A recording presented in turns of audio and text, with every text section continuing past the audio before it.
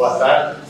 A situação que hoje nós estamos recebendo, né? O professor Luiz Manuel Ribeiro Saraiva, do Centro Universitário de História da Ciência e Tecnologia e do Departamento de Matemática da Faculdade de Ciências de Lisboa. Eu acho que, depois de mim aqui, o professor Luiz Saraiva vai ser chefão nesse departamento, que há muitos anos ele vem habituado, assim, desde 97, e ele veio estudar História para o Brasil nos anos ímpares e sempre tem habituado, onde geralmente apresenta um seminário aqui e uma conferência, uma reunião com um grupo de História. O professor Luiz Saraiva está algo primeiro muito interessante para mim, né? A importância da matemática aplicada no desembarque aliado na Normandia a 6 de junho de 1984. Muito obrigado. Eu, de facto, aqui a Unesco, para mim, tem um significado muito especial, porque eu passei aqui não só uma vida, às vezes passei aqui a semana, quando o professor Sérgio morava aqui em Rio Claro, vinha para aqui e trabalhava aqui, e tenho alguns artigos que foram essencialmente escritos aqui em Rio Claro, nesses edifícios, no edifício que era para a história da matemática, que agora já não estava a falar por ele, mas ia falar trabalhar o dia todo e trabalhei sempre aqui muito bem e de facto, se vocês forem ver algumas publicações que eu fiz da revista da Sociedade Brasileira de História e Matemática, tem lá nos agradecimentos aqui aos professores de matemáticas do Rio Claro, que de facto deu umas condições ideais para eu trabalhar aqui. Eu escolhi para um tema que me pareceu interessante, que é um tema mais de divulgação, no sentido em que eu não vou trabalhar a matemática que está envolvida nestes cálculos. Basicamente, eu vou falar sobre as marés e a aproximação matemática que foi feita das marés, mas eu já não vou fazer a matemática envolvida, que aliás é bastante complicada, vou só indicar historicamente o que aconteceu e a importância que ela teve neste acontecimento. Portanto, como nós sabemos, a matemática está em todos os ramos da vida e principalmente agora no século XX, agora já estamos no século XXI, com o desenvolvimento tecnológico, a matemática cada vez foi mais importante. Ela foi muito importante na Segunda Guerra Mundial. Os exércitos tinham as suas transmissões e tinham as suas codificações e, portanto, era preciso matemática para tentar descodificar os sistemas do exército adversário. Os aliados conseguiram isso em relação aos alemães, com a máquina do Enigma, conseguiram descodificar e, portanto, conseguiram interceptar as comunicações dos alemães e saber com antecedência algumas das coisas que eles iam fazer. E no Pacífico aconteceu a mesma coisa com os americanos em relação aos japoneses. Portanto, aliás, uma das grandes vitórias que os Estados Unidos tiveram e um ponto de viragem na guerra foi a Batalha de Midway em 1942 no Atlântico, no Pacífico. Deveu-se principalmente aos americanos terem percebido o que é que os japoneses iam fazer e, portanto, predispuseram as coisas por uma batalha que se foi uma batalha decisiva e que mudou o curso da guerra no Oceano Pacífico. Na Europa, a mesma coisa. Se vocês forem ver, os alemães desenvolveram uma tecnologia, igualmente, vocês devem ter ouvido falar, mesmo já no fim da guerra, os alemães conseguiram ativar as bombas voadoras V1 e V2, que mesmo quando eles já estavam, digamos, no último ano de guerra, eles enviaram essas bombas voadoras sobre cidades como foi Londres, como foi na Holanda.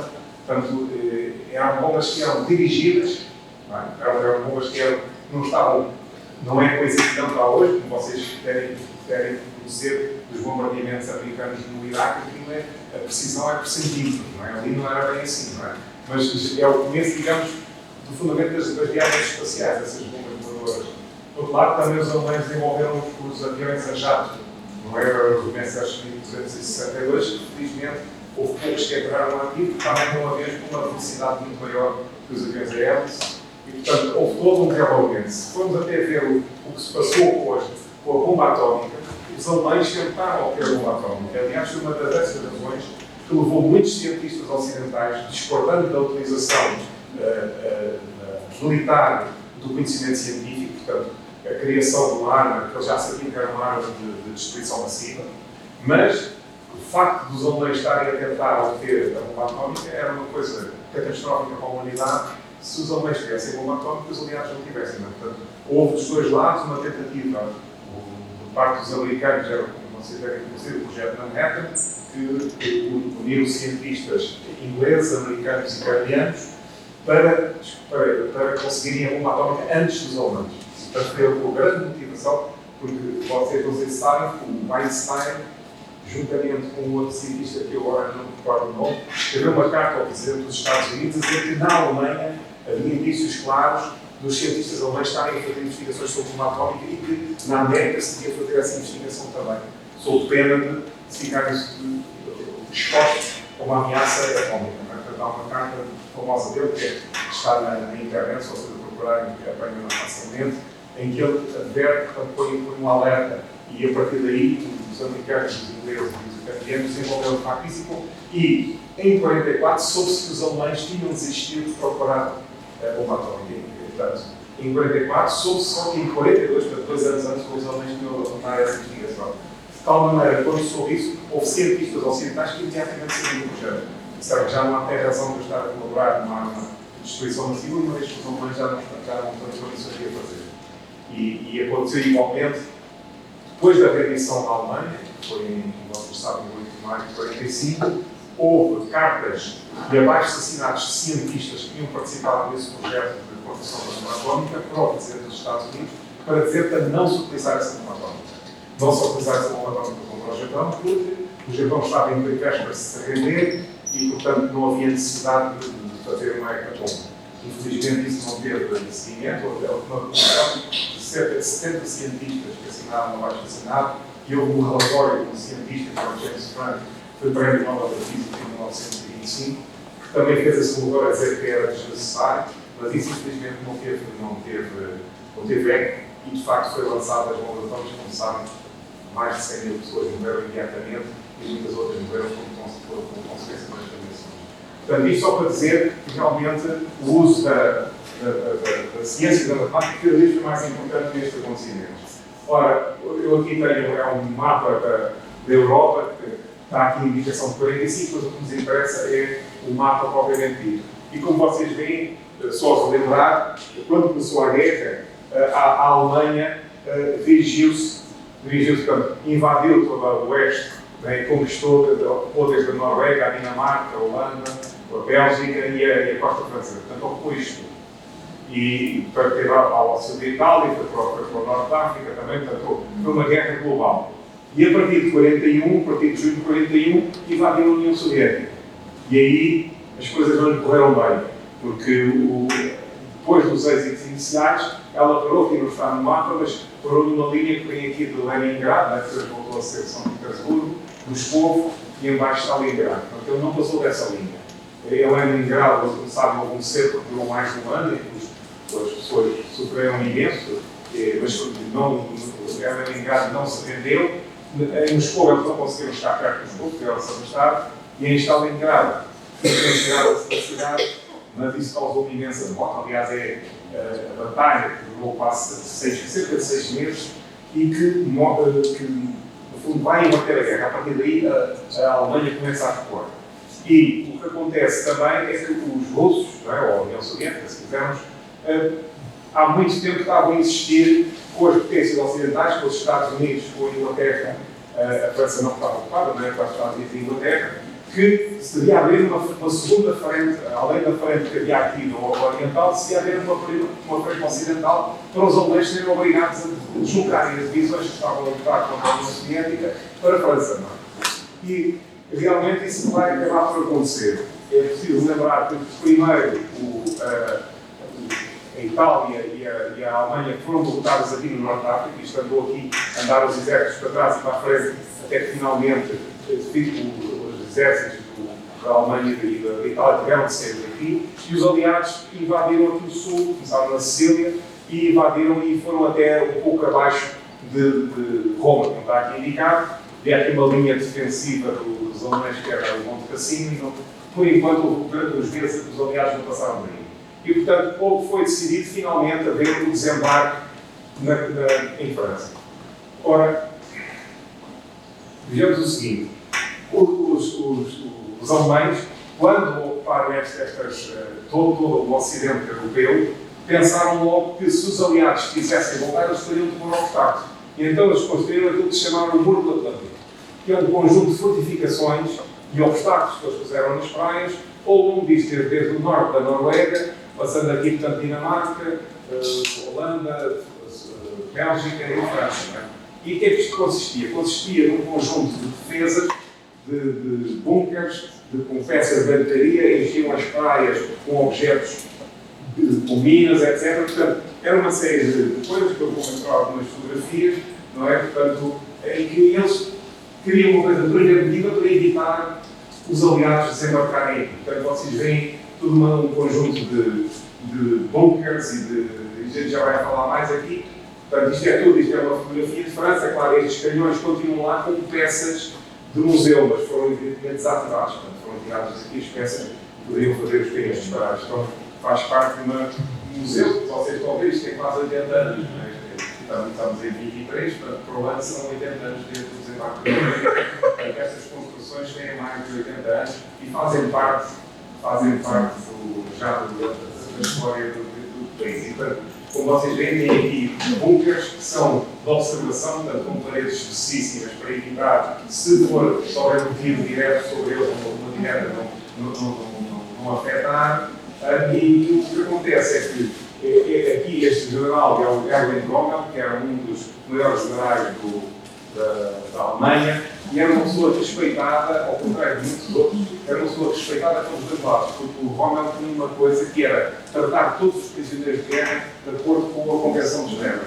Portanto, nada de violências, nada de discussões sumárias, nada. E, portanto, ele sempre foi uma pessoa muito respeitada pelos dois lados e era pelos vistos, que é contar dele, um excelente militar. E o que ele fez foi reforçar, ele percebeu que as defesas nas praias tinham de ser mais eficientes e então passou aqui a fazer uma série de obstáculos, uma série de obstáculos nas praias, porque o que se pensava era que os aliados, se fossem invadir, invadiriam numa maré cheia. Porquê? Porque para os barcos ficarem mais perto das defesas alemãs, não é?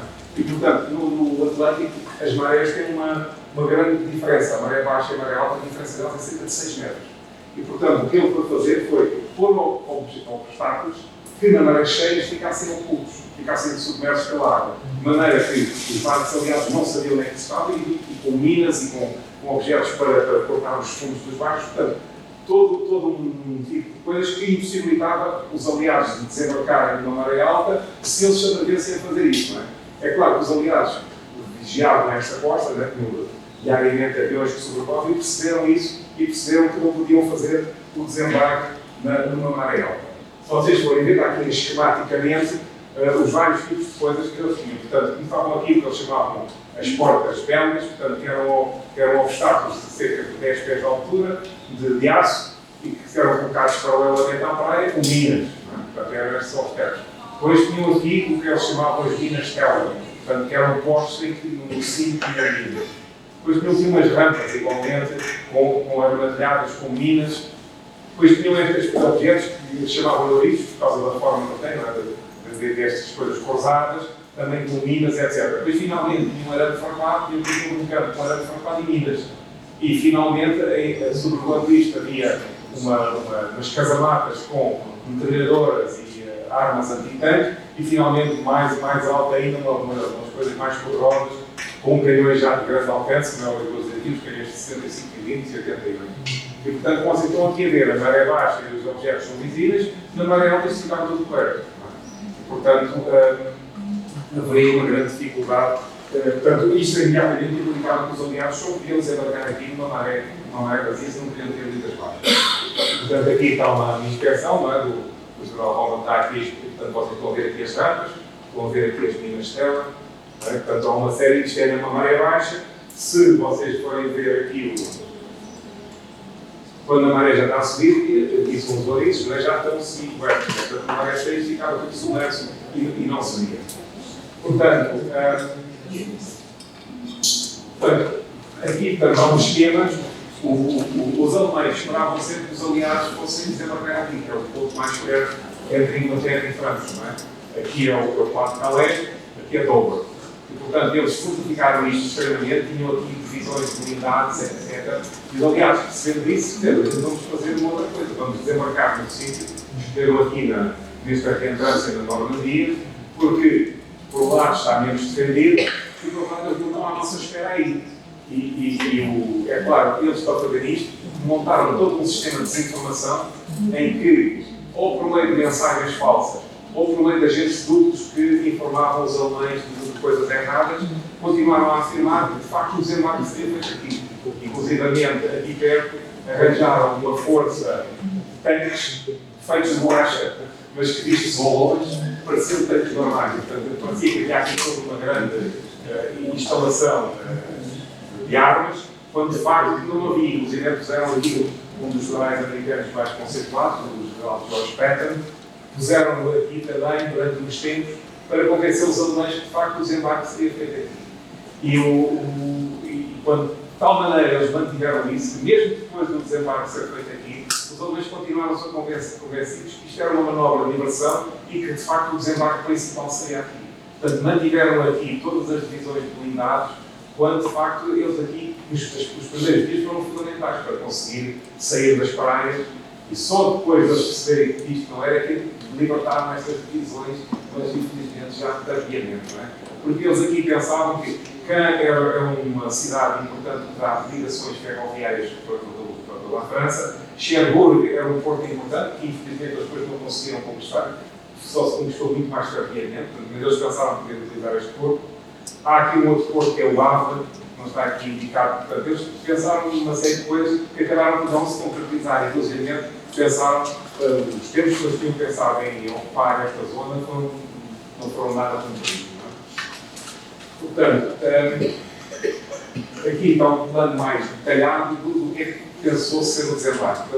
Eles escolheram 5 praias de desembarque. Esta aqui, que é Kuta, aqui que é o Mar, que iam ser os americanos a desembarcar aqui. Depois, Gold e Sword, que eram os ingleses, e aqui no meio de julho, que seriam os canadianos. A força principal eram os americanos, portanto havia 22 divisões de soldados americanos, 12 de ingleses, 3 de canadianos e ainda havia uma divisão de polacos e uma divisão de franceses.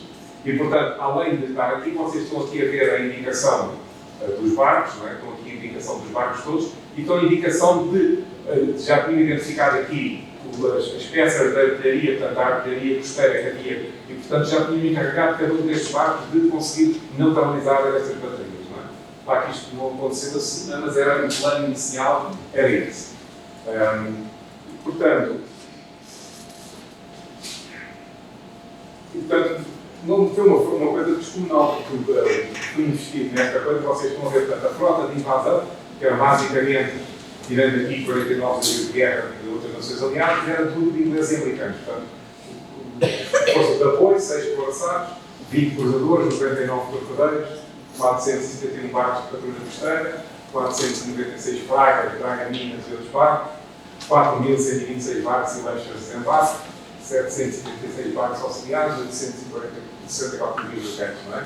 E quando para a Força Aérea, a mesma coisa colossal, mais de 4.000 bombardeiros pesados e médios, mais de 4.000 caças e caças bombardeiros, 1.360 aviões de transporte de tropas, 1.762 aviões e 3.500 planadores. E o exército de invasão eram 130 mil soldados que iam ser desembarcados nas praias, não fosse o mil, obviamente, e 29 mil paraquedistas. Eles tinham intenção, era umas horas antes da invasão, seriam lançados paraquedistas sobre pontos importantes na Normandia por trás dessas praias, juntamente iam ser levadas outras tropas em planadores, e portanto essas tropas, a missão delas era controlar pontos vitais que impedissem forças alemãs de irem para a costa fortalecer o que elas estavam. Portanto, nós temos isso. Portanto, aqui havia uma série de problemas para ter, uma delas era relativamente às marés, e portanto é sobre isso que eu agora vou falar. Portanto, quem começa por falar na explicação das marés é o Newton, que em 1687, nos Princípia, explica o mecanismo das marés. E, portanto, ele diz que depende essencialmente da atração entre a Terra e a Lua e da força centrífuga resultante do movimento dos dois na órbita em torno do seu centro de massa comum. Portanto, há uma força de atração, não é? Dos dois corpos, a atração é diretamente proporcional ao volume das massas e inversamente proporcional para a distância entre eles. Portanto, havia esta força de atração e, por outro lado, o movimento de rotação provocava aqui uma força centrífuga e, portanto, a conjugação das duas provocava as marés, quer aqui, não é? Que seria essencialmente devido à inércia.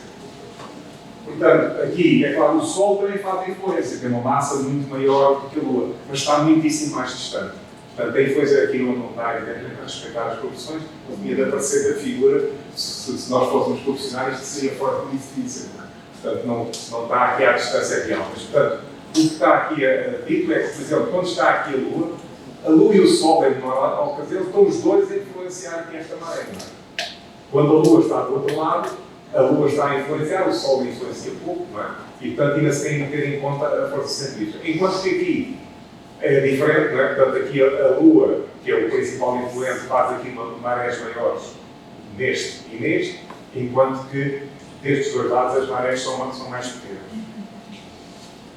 Se nós formos só para ver aqui, portanto, as fases da Lua, portanto, deste lado o Sol e a Lua estão os dois a influenciar as marés da Terra, e, portanto, temos aqui uma maré viva, não é?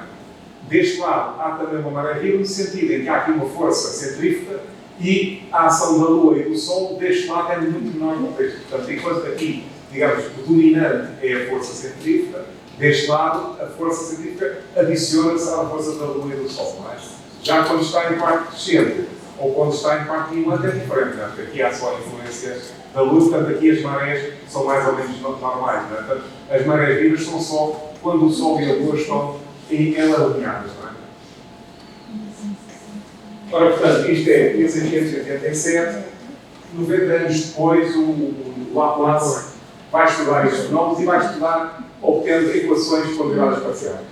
E, portanto, ele mostra, mostra pela primeira vez como os oceanos respondem dinamicamente aos efeitos gravitacionais da Lua e do Sol, relacionando o fluido horizontal da maré com a sua altura. São equações muito complexas que só se poderiam resolver completamente no século XX utilizando computadores. Contudo, há uma característica importante que o Laplace demonstrou em relação às marés. Ele diz que tem um caráter único no sentido em que a energia está toda concentrada num pequeno número de frequências. E, portanto, pode-se prever rigorosamente uma maré se pudermos calcular a energia de cada uma dessas frequências. E, portanto, é nisto que se baseia os estudos posteriores. Ora, aqui vocês veem que, mais tarde, no século seguinte, William Thomson, que passou a ser Lord Kelvin a partir de 1892, utiliza a ideia do Laplace para desenvolver o método harmónico, que é essencialmente uma análise de Fourier, e, portanto, os movimentos do Sol e da Lua determinam um grande número de frequências e cada frequência corresponde a uma componente e uma força tendendo a corresponder. Cada frequência corresponde a uma componente e uma força tendendo a provocar o movimento das marés. A pressão da altura da maré devido à energia de uma dada frequência pode ser representada por um gráfico de uma função sinusoidal do tipo A cosseno de ômega t mais p. Quando todas as curvas são adicionadas, o resultado é uma boa estimativa da representação da maré. Aqui, portanto, agora é preciso calcular as constantes. As constantes não se conseguem calcular imediatamente, porque depende dos fundos do mar, depende do tipo de costa que tem, e, portanto, em cada caso é necessário ter um estudo sistemático que é feito, está aqui indicado já há muito mais de um ano, para saber como é que se comportam as marés, para se poderem calcular essas constantes específicas. E, portanto, aqui, para calcular essas ondas, há essencialmente três tipos de componentes. As componentes astronómicas, que são as mais importantes, que são relativas à interação dos astros. E, portanto, eu aqui só uma indicação, não é só para a gente ter uma indicação, porque mais tarde vai aparecer um quadro em que se pede algumas destas constantes. As influências devido ao sistema Terra-Lua são designadas por M2, as influências devido ao sistema Terra-Sol, S2, as influências devido à Lua descrever uma elipse em torno da Terra são estes dois, N2 e L2, as influências devido à órbita da Lua em torno da Terra, fazer um ângulo de cerca de 5 graus com o plano da órbita da Terra, etc. Portanto, são constantes que se precisam de calcular e Depois, além disso, há outras componentes que são menos influentes, mas que também têm importância. As chamadas componentes radiacionais, que, por exemplo, devido à variação de pressão atmosférica, quando está maior, quando é maior a pressão atmosférica, o nível da água é mais baixo. Quando é menor, o nível da água é mais alto. Não é? Também interessa a brisa existente entre o mar e a terra. Quando se for constante, altera a maré. As alterações devidas aos raios do sol. Portanto, é tudo por componentes que se põem aqui. E há outros que nas costas é fundamental, que é quando os fundos marinhos têm águas pouco profundas, há constantes a calcular e, portanto, tem aqui indicação de algumas delas. Há uma maneira prática de chegar a isso, que começou em 1872 por ser a máquina de Kelvin, que permite transformar o movimento giratório em movimento sinusoidal, adicionando as várias componentes, e deste modo permitindo obter as alturas das marés a partir dos dados das 10 mais importantes componentes da maré. Portanto, calculavam-se essas 10 frequências e, por meio da máquina, a gente já vai ver naquele aspecto que ela tem, e o movimento giratório era transformado em movimento sinusoidal. A máquina era feita de maneira a ser possível adicionar esses movimentos, de maneira que se tivesse realmente uma coisa aproximada da maré. Mais tarde, no século XX, há esta máquina do Arthur Dodson, que foi a máquina que foi utilizada na Normandia, em que não utilizava só 10, mas utilizava 26. E, portanto, é utilizava mais exata. Vocês têm aqui o exemplo desta máquina do Kelvin. Portanto, o movimento giratório era transformado por uma série de discos que aqui estão em movimento sinusoidal, eles eram adicionados. E depois havia aqui uma coisa para desenhar a curva e, portanto, a soma destas coisas todas dava a curva da maré. Tem aqui uma fotografia da máquina do Dodson, que foi utilizada para ver as marés na Normandia, e, portanto, basicamente é o mesmo esquema, mas com mais componentes. Uma tinha 10, esta utilizava a 26 componentes. E, portanto, aqui só muito esquematicamente, só para a gente ver, aqui está o cálculo de várias das componentes, não é? M2, S2, M2, K2, portanto, a soma destas dá esta curva. Relativamente a esta, deu aqui são partidos de semi-diurnas e diurnas, mas não vale a pena a gente estar a explicar o que é, são partidos de todo tipo, não é? Portanto, a soma destas três dava esta curva, e então, somando estas duas, tínhamos esta curva que realmente está praticamente igual àquela que é na realidade, não é? Portanto, isto não é obviamente na Normandia, está ali em San Diego, na Califórnia, portanto, é só para ver que aqui é uma adição, digamos, gráfica, na outra era por meio daquela máquina que permitia somar as componentes. E, portanto, aqui é uma nota do Almirantado, ainda datada de outubro de 43, portanto, cerca de 8 meses antes do desembarque, em que ele pede, muito urgente, alturas, hora a hora, com a posição Z era na Normandia, portanto, era código, não se podia ver onde é que era, durante 4 meses. E pede estas constantes, M2, S2, M2, são algumas destas reparem são aquelas relativamente à costa, não é? Portanto, há uma série de ações relativas à Lua, relativas à Terra, portanto, tem estas coisas. Isso era necessário para calcular as marés. Agora, há mais fatores. Portanto, há a questão das marés, mas há uma questão dos barcos que teriam de chegar, vão ver uma frota com milhares de barcos, ia passar despercebido aos olhos dos alemães e eles perceberem o que é que estava a passar. Portanto, é preciso ter em conta que tinham de andar na escuridão. E é por isso que é preciso a gente reparar aqui o que é que são os crepúsculos. O crepúsculo é o intervalo de tempo logo antes do nascer do Sol ou logo após o pôr do Sol. E, portanto, há uma divisão, isto é para a gente depois perceber um gráfico que está aqui, 3 tipos de crepúsculo. O crepúsculo civil, em que o Sol está até 6 graus abaixo do último horizonte, há suficiente luz para os objetos serem vistos e não há necessidade de iluminação artificial. E isso é alguma coisa. Depois o crepúsculo náutico já vai entre o Sol está entre 6 e 12 graus abaixo da linha do horizonte, só se conseguem reconhecer os contornos gerais dos objetos. A noite começa quando começa a ser impossível reconhecer a linha do horizonte e de manhã acaba quando ela começa a ser avistada. Não é? E depois, finalmente, o crepúsculo astronómico, é quando o Sol ainda mais baixo, entre 12 e 18 graus abaixo da linha do horizonte, o céu fica completamente escuro. Portanto, o crepúsculo astronómico é a escuridão total, o crepúsculo náutico vê-se alguma coisa, mas não muito distintamente, o crepúsculo civil, sem estar o Sol visível, já se consegue ver as coisas. E, portanto, também é preciso lembrar, as praias estavam distantes. Portanto, os cálculos das marés para cada uma das praias eram diferentes. O contexto onde elas estavam era diferente, aquilo não era um lado, era um que se separavam. Portanto, os cálculos para cada uma das praias era diferente. E, portanto, o que nós vamos ver é um esquema em relação à Praia do Mar.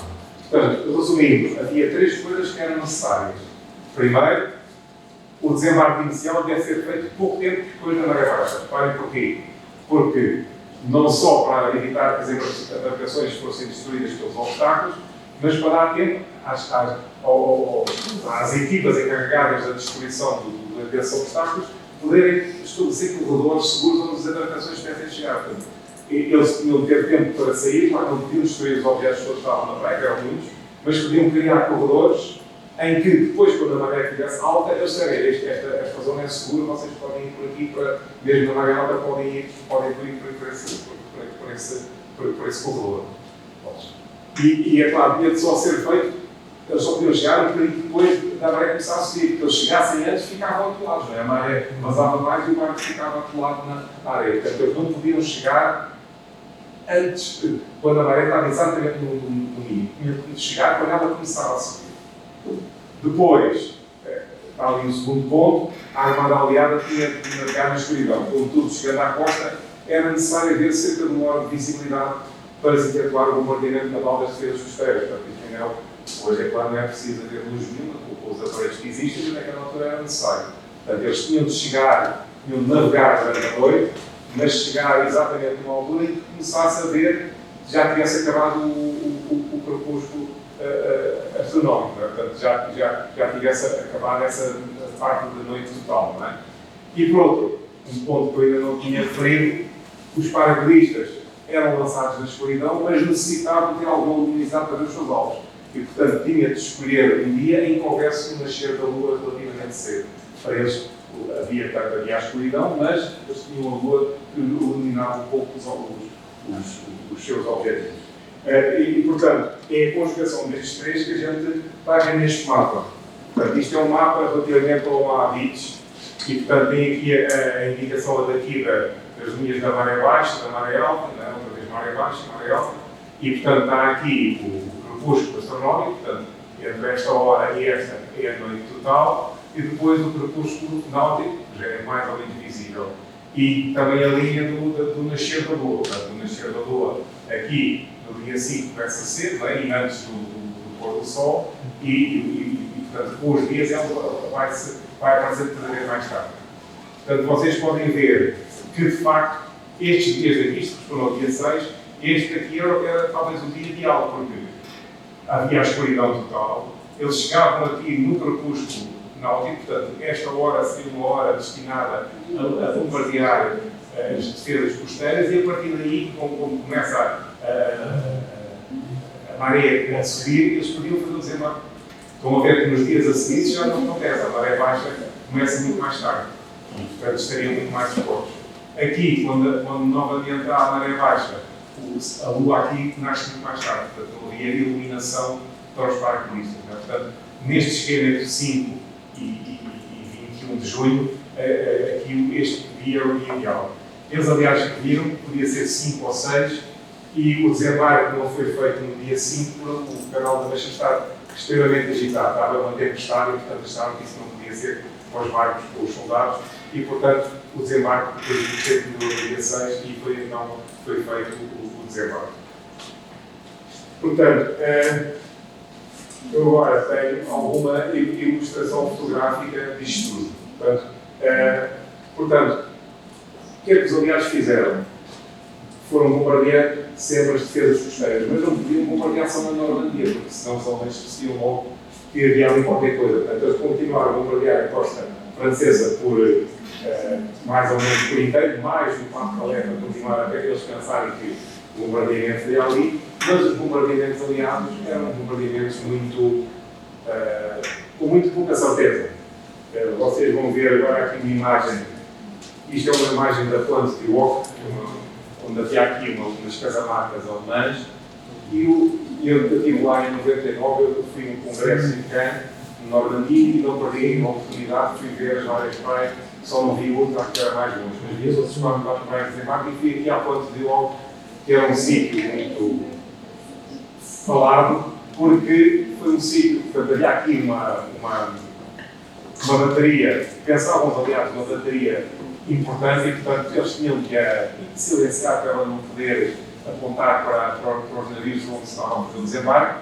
E aqui, encostei aqui, portanto, eles tiveram de chamar um regimento que chamam-se Rangers e subiram isto e, com muito custo, conquistaram isto. E quando conquistaram isto, iam cá de dinheiro não funcionava, portanto, não estava ainda instalado. Portanto, foi um sacrifício inútil terem vindo aqui. Mas vocês veem, isto é uma paisagem lunar. Isto, eu tive aqui em 99, já tinha passado mais de 50 anos. Isto, quer dizer, foi, não acertaram uma única vez no local das baterias, até despejaram aqui por cima e caiu à volta. Isto parece quem lá for, parece uma paisagem lunar, não é? A pessoa anda, portanto, isto ficaram estes buracos, depois ficaram obviamente com vegetação, mas parece uma paisagem lunar, não é? Pronto, aqui dão umas fotos, aqui é o general Eisenhower, que era digamos, o comandante supremo das Forças Aliadas, mais tarde, como sabem, foi presidente dos Estados Unidos entre 53 e 61, a falar às tropas, aos paraquedistas. Como vocês já estão a ver, tem já as cargas de fuligem, que é para depois, quando se lançarem os aviões, ficarem mais disfarçados. E, portanto, esta era uma das divisões que foi lançada sobre a Normandia. Aqui vocês veem, tem aqui os aviões e tem aqui os planadores. Não é? Vêem-se facilmente os planadores, não têm motores. E, portanto, o que os aviões faziam é levavam em reboque um planador e, quando se aproximava do local, tiravam os ganchos e o planador aterrava. Portanto, tem aqui, os paraquedistas que vão para os aviões, não é? E a gente vê isto e vê a gente nova que faz alguém guerra e vê a gente nova que é certificada nestas coisas. Você tem aqui, há muita gente aqui na segunda deve ter 20 anos. E às vezes é uma tristeza ver isto, não é? Porque a gente vê as bebidas certificadas, claro, por uma causa, mas realmente a gente olha e vê estes jovens aqui, que muitos deles não regressaram, e é uma tristeza ver isto, né? Por outro lado, é inevitável, mas por outro lado, a pessoa fica sempre a pensar, não é? A guerra como uma solução totalmente absurda para os problemas da humanidade. Portanto, aqui vêm os aviões com os planadores, não é? Portanto, há aqui este avião leva este planador e este avião leva este. Portanto, vão colocar e depois, quando chegavam em França, estava aqui neutral. Os alemães, em alguns campos, tinham posto obstáculos para tentar destruir alguma coisa que alguns planadores fossem para aí. E, portanto, este aterrou bem, não é? Este caiu bem e este foi, mas o outro a seguir, infelizmente, não sabemos se foi erro do condutor, se foi do bateram em algum obstáculo criado pelos alemães, mas, portanto, nem todos os planadores chegaram em condições, não houve vítimas no meio disto tudo. Bom, e, portanto, aqui já é em França, não é? Portanto, já são coisas dos soldados, aqui, digamos, já aqui com assinaturas por cima de fotografias para lembrar do local, aqui com a fraternização lá, com as pessoas, os franceses, que estavam a ver o verdadeiro chegar ao fim, a ocupação alemã. Aqui eles faziam sempre isto, portanto, a distribuição de comida enlatada, não levavam isto nas populações. Aqui, o menino que leva as flores para os libertadores.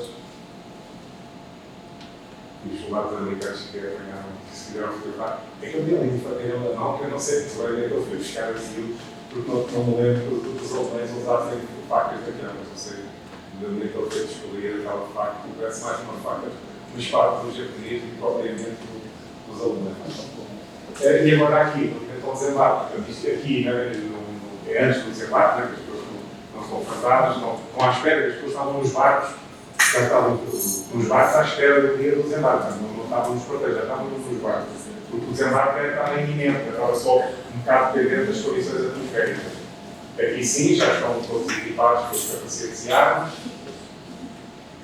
e aqui, portanto, já é essa armada toda que atravessou a Mancha, que se está a dirigir para as costas da Normandia. Portanto, aqui algumas fotografias dessa armada. Aqui aqui eu conheço esta fotografia, isto era um fotógrafo húngaro, que adotou o nome de Robert Capa, portanto o nome, pensa-se que ele era um admirador de um cineasta chamado Robert Capa, e portanto adotou o nome por tirando de um R.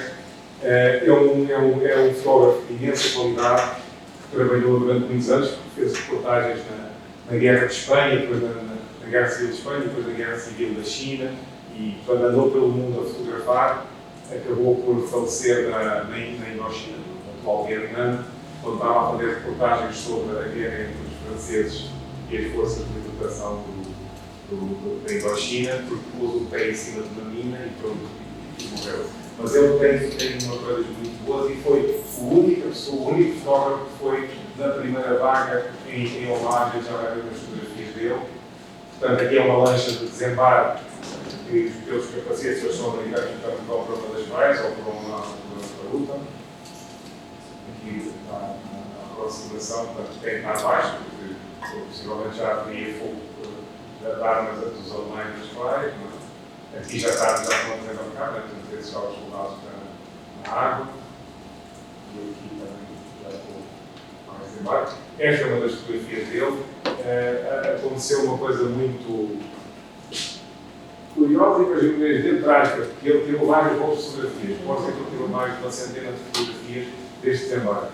E quando as fotografias dos voos foram mandados para a Inglaterra, a pessoa encarregada de nos revelar estava tão excitada com aquilo de ser as fotografias do desembarque, que se enganou nas temperaturas de revelação e estragou a maior parte das fotografias.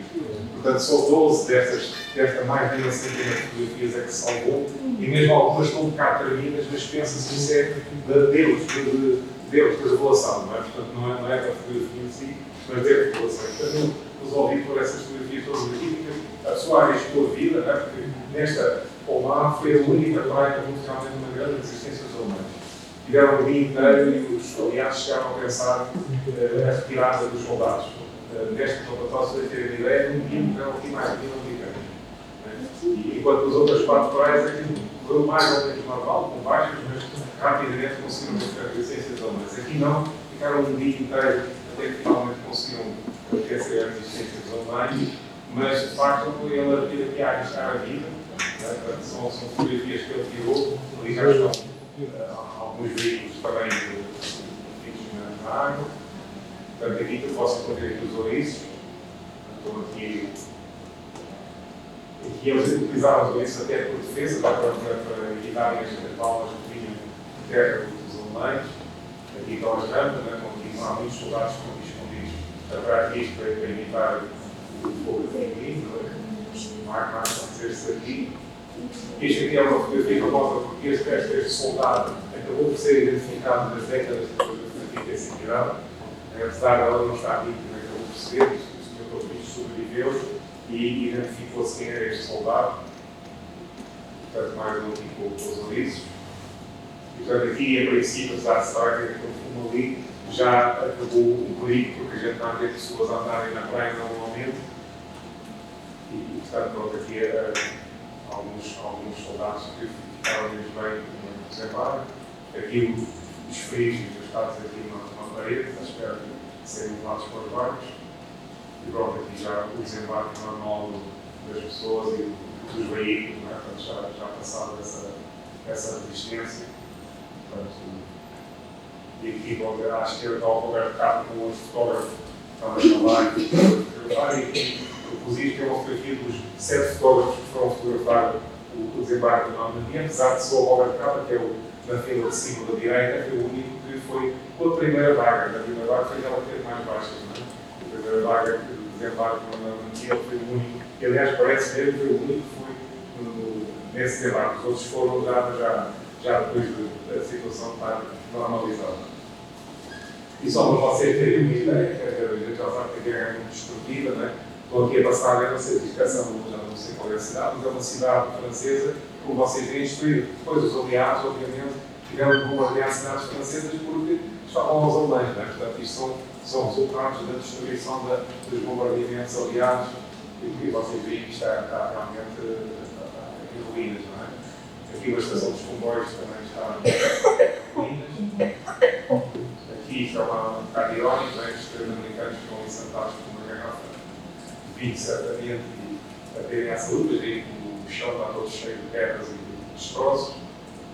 Aqui eu acho também uma fotografia muito boa, porque são tipo as crianças aqui em cima, têm ali a ver passar os veículos militares e, como vocês veem, a cidade, ou a vila, totalmente destruída dos dois lados. Aqui finalmente tem são os prisioneiros alemães, parece uma lata de sardinhas. Portanto, aqui são os prisioneiros alemães, já depois do terminar.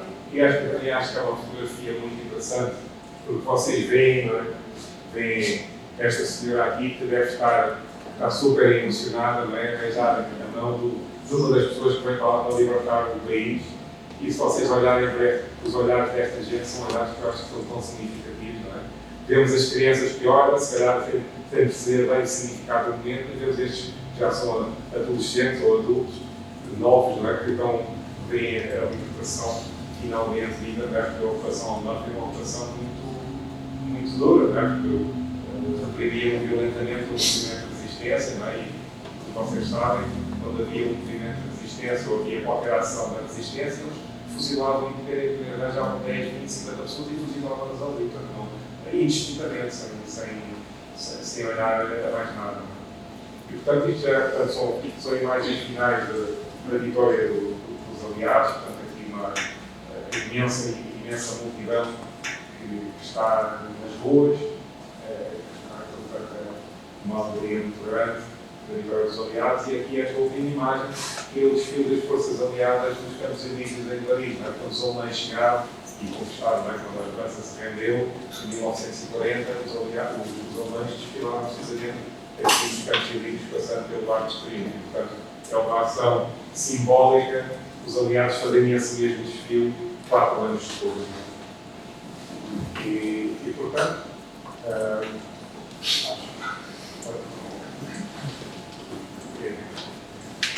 isto é o fim da apresentação. Eu lá aqui não sei bem.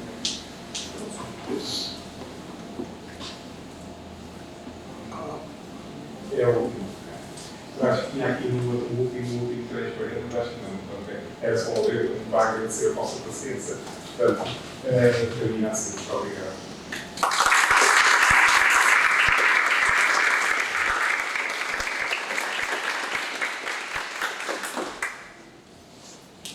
Obrigado, professor, pela apresentação. Abrimos então um espaço para as perguntas.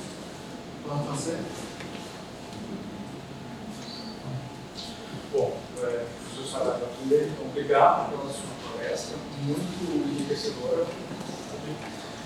Muito uma pergunta, tá? É mais a sua palestra foi esclarecedora, sabe? Mais uma coisa que eu queria mais comentar mesmo, essa questão da guerra, da matemática para a guerra, é uma coisa que vem desde os tempos antigos, né? E para quem não está familiarizado com o tema, às vezes, nossa, mas falou da maré, astronomia, né? Até o século XIX, mais ou menos, quando teve a segregação das ciências e tudo mais, mudou, né? Mas até o século XIX, mais ou menos, várias ciências que a gente conhece hoje faziam parte, né? Teve um momento da história que, principalmente depois da Idade Média, que teve um movimento de enciclopedização do conhecimento, né, de mapeamento desses conhecimentos, pela categorização. Né? E vários conhecimentos, e a astronomia, por exemplo, que foi o que o professor Saraiva abordou, era classificada como uma ciência matemática. Né? E no campo, não das matemáticas aplicadas. Né? Se a gente for ver historicamente, as matemáticas aplicadas é um campo novo na matemática. Surgiu por volta do final do século XVIII para início do século XIX. Antes dessas matemáticas aplicadas, tinham as matemáticas mistas e as ciências físico-matemáticas, que eram ainda consequência das ciências mistas lá de Aristóteles. Tem todo um processo. Né? Então, é bem enriquecedor que essa palestra do professor Saraiva, porque mostra, né, que, por mais que o tempo passou, a matemática, num momento do currículo também, principalmente no ensino de geometria, umas coisas que eu já vi lá, na construção, na fortificação das coisas, era parte do currículo mesmo essa matemática voltada para a guerra. Né? Mas a gente também vê exemplos de cientistas, né, que produziam, tentando entender fenômenos da natureza, como o professor trouxe, Newton, Laplace, mas que depois, no decorrer do tempo, outras pessoas vieram e começaram a perceber para fazer uso disso para a guerra. Né? Então, professor, a sua palestra, para mim, foi muito esclarecedora. Né?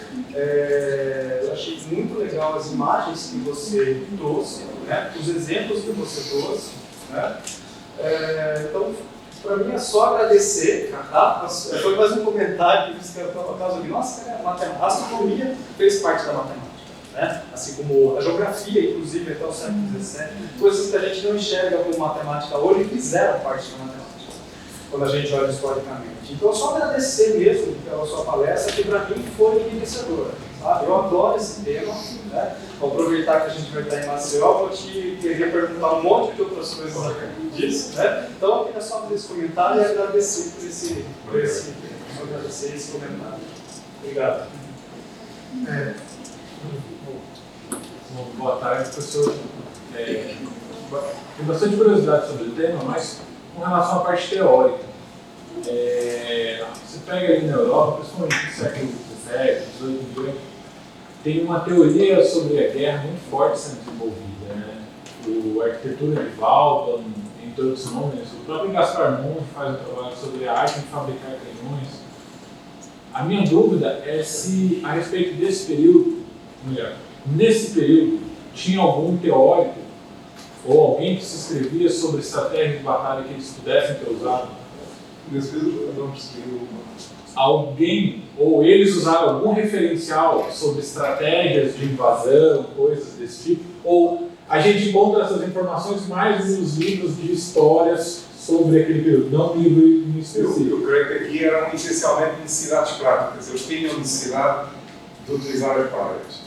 As praias estavam cheias de obstáculos. Os obstáculos, portanto, só podiam chegar na maré baixa. A maré baixa e havia restrições porque tinha de ser no mês a maré começar a subir. Portanto, tinham de usar as marés. Portanto, foram usar os conhecimentos que havia sobre marés e aquela máquina do Dawson, e já havia antes uma do Kelvin, portanto, utilizaram isso para fazer um cálculo das marés. E, portanto, para buscar as constantes que faltavam, que eram específicas, eles, acho que falei disso, se não falei, eles tinham submarinos pequenos, daqueles de duas pessoas, que foram para a costa na Normandia fazer aquelas medições todas durante meses, para ter as constantes para depois aplicar, porque ali as praias estavam todas distantes, portanto as marés não eram iguais nos mesmos locais. E, portanto, eles tiveram também isso em consideração para saber quando é que a maré começava a subir em cada uma das praias. Mas eu julgo que foi já havia este conhecimento antes, mas eles aproveitaram o conhecimento. Não foi nada que foi feito especificamente ou investigado especificamente. O que foi feito foi calcular especificamente as constantes para aquele local.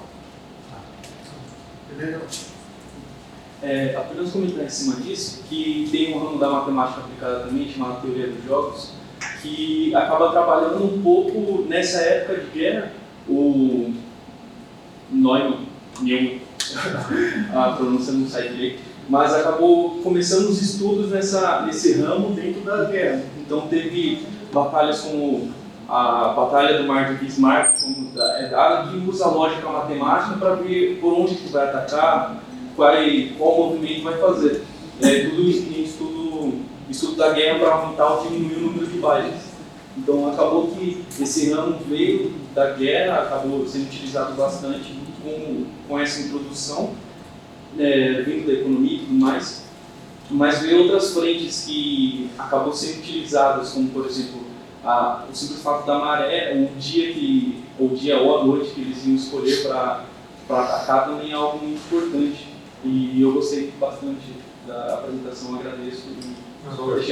Eram três coisas: haver escuridão, haver lua mais cedo e a maré. Portanto, tiveram que conjugar as três e a conjugação das três dava que só podia ser naquele dia. Havia 2 dias, era 5 e 6. Fora disso já não se podia fazer, tinha de passar para o mês seguinte. Parabéns, professor. Eu achei muito interessante essa associação das necessidades práticas, né? E fizeram emergir toda uma matemática bastante sofisticada. Apesar do momento, né, que não era uma época que contava com muitas tecnologias. Essa matemática faz ênfase, fundamentalmente, aí olhando pelas datas da Segunda Guerra Mundial. Sim, sim. E, portanto, a minha curiosidade é se na Primeira Guerra Mundial não havia muitas situações que faziam suscitar uma matemática que ajudasse a resolver também problemas. E outro aspecto aí é a questão, quando o professor foi mostrando aí a apresentação, que dava conta da somatório das ondas, Sim, sim. a partir de estudos de Fourier. Havia já estudos avançados que associavam as equações diferenciais, sobretudo nos estudos de problemas de contorno para o estudo das ondas. Será que não havia uma maneira de utilizar as equações diferenciais, que são bastante imediatas e práticas, para o estudo das ondas, em vez de estar a fazer somatório das ondas através dos métodos de Fourier? Olha, o que eu sei, portanto, em relação à Primeira Guerra Mundial, não posso responder. De certeza que havia estudos, embora certamente menos avançados, também para desenvolver, certamente, as armas, a exatidão do tiro, portanto, certamente haveria toda uma matemática aí. Em relação a isto, eu acho que, a partir do momento em que eles tinham uma máquina que lhes permitia obter essas coisas, portanto, o único problema que eles tinham era obter as constantes. Portanto, não sei, não posso responder a isso, mas percebo, a partir do momento em que há uma máquina que permitisse e que só nos falta calcular as constantes, que eles mandassem calcular as constantes e as metessem na máquina. Portanto, é possível, como sugeriu, que a partir da própria análise de Fourier, pudesse lá chegar, mas tinham sempre de calcular as constantes, porque as marés dependem, então aqui que é na costa, dependem da forma do fundo dos oceanos, da forma da costa, e isso só podia ser com o cálculo direto lá, portanto tinha de se calcular as constantes lá. Parabéns pela explanação. Minha pergunta é mais dirigida às consequências após a Segunda Guerra Mundial, principalmente depois das bombas e o Hiroshima e Nagasaki. A gente sabe que houve, após esse evento, mesmo antes, as cartas aconselhando pelas comissões científicas a não utilizar essa bomba, mas após a bomba houve uma ressaca bem forte na comunidade científica a repensar. A Tatiana Roth, historiadora da matemática brasileira. Eu fiz uma. Semana passada falei aqui precisamente um pouco do clima da Guerra Fria e o que se tentou fazer em relação a esse desenvolvimento da armas de destruição. Portanto, eu falei aqui a semana passada de uma organização que se criou em que eram cientistas ocidentais e do lado soviético que se reuniam para tentar definir maneiras de controlar esse armamento nuclear e, portanto, foi a organização era Pagosh Conferences e eu até fui para esse estudo porque o professor Viratas Ambrosio pertenceu à Comissão Executiva durante 3 mandatos, portanto, durante 15 anos ele fez parte da Comissão Executiva. E eu, o ano passado, quando foi o encontro luso-brasileiro em Portugal, por homenagem a ele, que é uma pessoa também muito querida, que eu já conhecia há muitos anos, e um bom amigo, achei que devia estudar qualquer coisa que ele mesmo tivesse participado, eu não conhecia essas conferências e tive a estudar a participação. E, de facto, essas conferências, portanto, tinham uma grande qualidade. Era, primeiro eram cientistas, e os cientistas só se representavam a si próprios, não representavam organizações nem países. E os encontros eram fechados, não havia divulgação, só depois havia uma comunicação final. E, portanto, eu acho que, sendo cientistas, é melhor porque as pessoas percebem-se talvez melhor do que se forem muito mais certeza que forem políticos. E como aquilo não era público, houve um grande consenso. Aliás, estas conferências tiveram em 1995 um Prémio Nobel da Paz, precisamente pela ação que desenvolveram para a limitação e redução e possível destruição das armas nucleares. Foram um Prémio Nobel de 1995. Eu aqui referi, vocês até podem procurar na internet, que é muito significativo. Uma pessoa que era o Robert McNamara, que foi secretário de Estado dos Estados Unidos no tempo do presidente John Kennedy e depois do presidente Lyndon Johnson, deu uma entrevista na Universidade de Califórnia e falou sobre a sua vida. Portanto, e de repente apareceram nessas conferências e ele disse, foi no meio das conferências para Bosch, que nós conseguimos finalmente entrar em contacto direto com o Vietnã e começou o processo para acabar a guerra. Porque ele soube que havia uma conferência para o aqui em Paris, falou na altura ao Henry Kissinger, que estava em Paris, e pediu para lá e falar com eles, e foi. E aí conseguiu-se uma comunicação direta com o Vietnã, e ele diz que a partir daí, esse movimento, foi a partir daí que nós conseguimos encontrar uma plataforma de comunicação com o Vietnã do Norte e acabar a guerra. O próprio Gorbachev tem várias intervenções, que eu infelizmente na altura não localizei com citações, em que ele diz que este movimento foi muito importante para nós conseguirmos limitar as armas nucleares.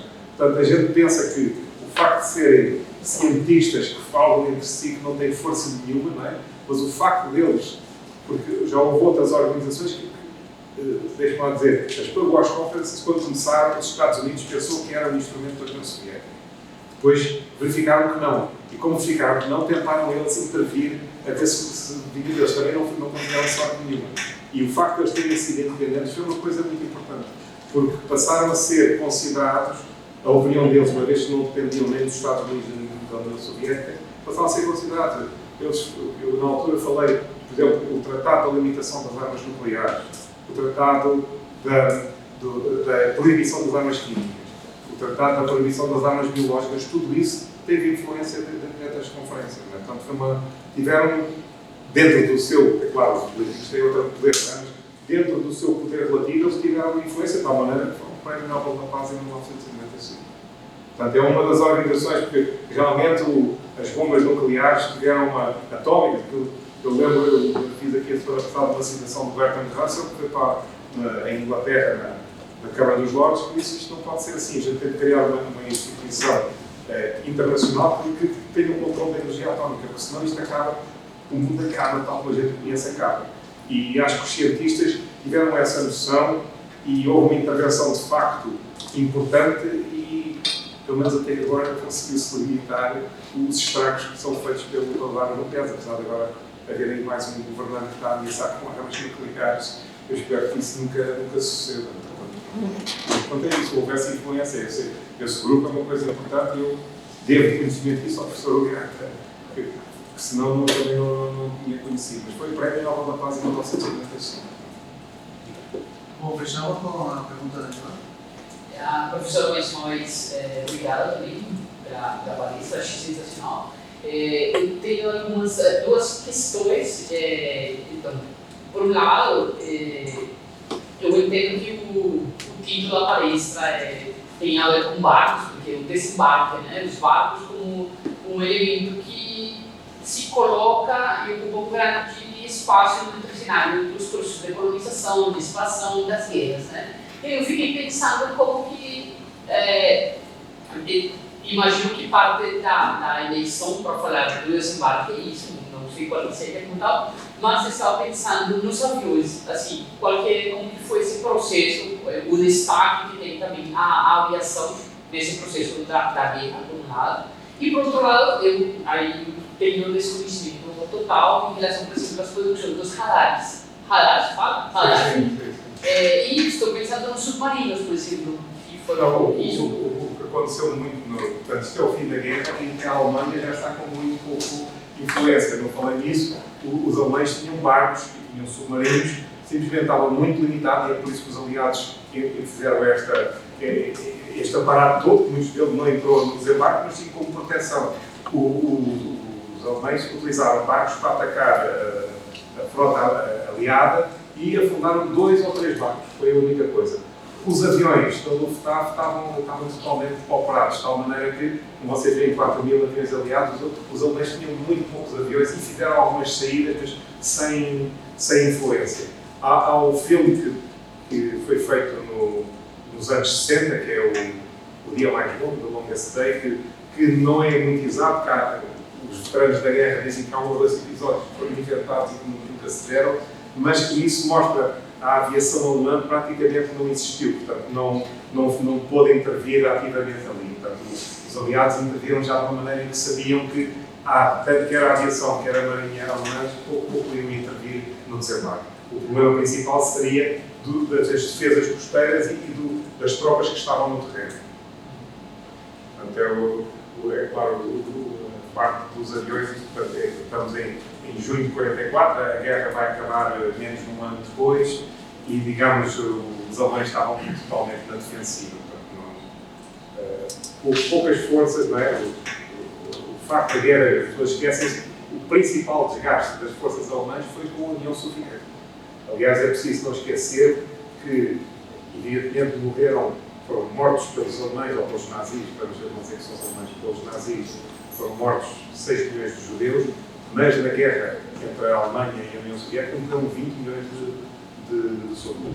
cidadãos soviéticos, entre soldados e população. Não é?